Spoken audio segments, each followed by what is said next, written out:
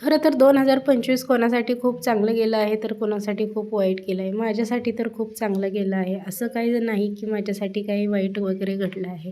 कारण की प्रत्येक दिवस हा नवीन काहीतरी आपल्याला शिकवूनच जातो. जेव्हा आपण अपयशी होतो, तेव्हा आपल्याला काहीतरी शिकायला भेटतं आणि जेव्हा काहीतरी चांगलं होतं, तेव्हा आपल्याला यश मिळतं. तर मग मस्त असं हे इयर गेलं आहे. तर आणि इयर चांगलं गेलं आहे ते आहे आणि वर्षाचा शेवट पण खूप चांगला होणार आहे. कारण की 31 तारखेला तुम्ही बघू शकता एकादशी आहे आणि त्यानंतर गुरुवार आहे. तर मस्त असा शेवट पण होणार आहे. त्यामुळे ज्यांना कोणाला वाटत असेल की 2025 आमच्यासाठी खूप वाईट गेलं आहे किंवा कसं, तर नाही. म्हणजे जसं आपण घेतो त्यावरच डिपेंड असतं. कारण की काही जणांसाठी वाईट गेलं असू शकतं, कारण की कोणाच्या घरी काही वाईट घडलं वगैरे असेल, तर त्यांच्यासाठी ऑफकोर्स ते वाईटच असेल. पण असं ना, प्रत्येक दिवस आपल्याला काहीतरी शिकवतो आणि पहिला दिवस मागे गेल्याशिवाय तर दुसरा दिवस पुढे येत नाही.